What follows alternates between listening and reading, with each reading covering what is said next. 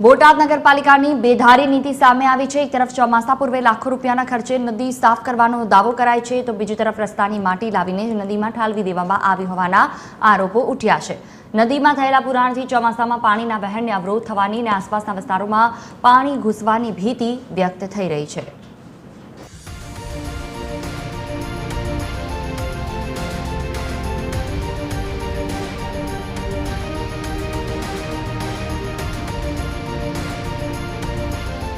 બોટાદ શહેરમાં ચોમાસા પૂર્વે નદીની સફાઈ કામગીરી વચ્ચે વિવાદ ઊભો થયો છે।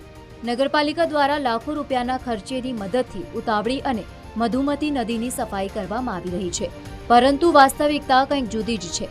રસ્તો બનાવવાની કામગીરી દરમિયાન નીકળેલી માટી દૂર નાખવાના બદલે મધુમતી નદીમાં ઠાલવવામાં આવી હોવાના આક્ષેપો થયા છે। પ્રી મોન્સૂન કામગીરીનું ઉલ્લંઘન કરી અને હામુની નદી બુરવામાં આવે છે। જો આ નદી બુરવામાં આવશે તો આખી સોસાયટી 103 ઘરની સોસાયટી છે મહાદેવનગર, એની અંદર પાણી ઘૂસી જાય છે, જાનમાલની નુકસાની થશે। નગરપાલિકાના વિપક્ષ કોર્પોરેટર અને સ્થાનિકોના જણાવ્યા અનુસાર નદીમાં અંદાજે 10 ફૂટ જેટલું માટીનું પુરાણ કરવામાં આવ્યું છે।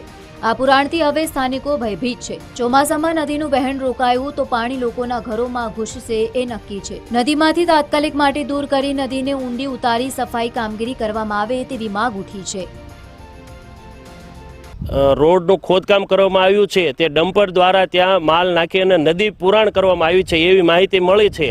તો તાત્કાલિક ધોરણે આના પાછળ કોણ જવાબદાર છે, આ કોના કહેવાથી નાખવામાં આવ્યું છે અને આ તરત ત્યાંથી ઉપાડી લેવામાં આવે, ચોમાસું આવશે તો પબ્લિક હેરાન થશે। આ સમગ્ર મામલે નગરપાલિકા પ્રમુખે કહ્યું છે કે નદીમાં માટી નાખવા અંગે સભ્યો તરફથી અરજી મળી હતી, પરંતુ હવે થયેલા પુરાણને દૂર કરી જરૂરી સફાઈ કામગીરી હાથ ધરવામાં આવશે। એમાં એવું છે કે એક વોર્ડ નંબર 8માંથી જે નદી ત્યાં ઓંકળું કે નદી જે પસાર થાય છે એની અંદર જે નાખવામાં આવ્યું છે એની અંદર જે કાંઈ કચરો પડ્યો છે, જે કાંઈ નાખેલું છે એની એક મને સફાઈ માટેની એક અરજી પણ બોર્ડના સભ્યોએ આપેલી છે। એ યોગ્ય રીતે હું એને ઝડપથી નિવારણ આવે એવા પ્રયત્નો સાથે અમે કામ કરી રહ્યા છીએ।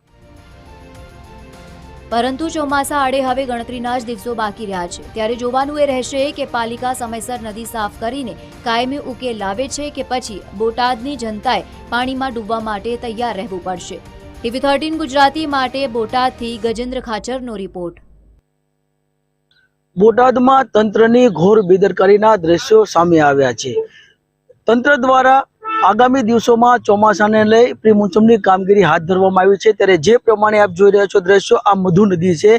આ મધુ નદીની અંદર કહી શકાય કે પુરાણ કરવામાં આવ્યું છે। ત્યારે ખાસ કરીને વાત કરીએ તો એક તરફ ચોમાસાને લઈ લાખો રૂપિયાના ખર્ચે જેસીબી ટ્રેક્ટર ભાડે મંગાવી અને ઉતાવળી અને મધુ નદીની સફાઈ ચાલી રહી છે, તો બીજી તરફ તુરખા રોડ ઉપર રસ્તાની કામગીરી સામે નીકળેલી માટી 4 કિલોમીટર દૂર નાખવાના બદલે 500 મીટર નજીક આવેલ મધુમતી નદીમાં નાખીને 10 ફૂટનું પુરાણ કરી દેવામાં આવ્યું છે।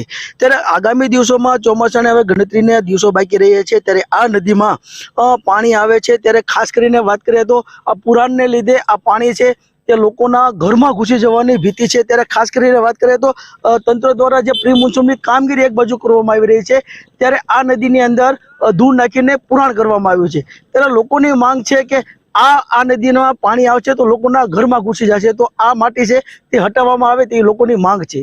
ગજેન્દ્ર ખાચર, ટીવી 13 બોટાદ।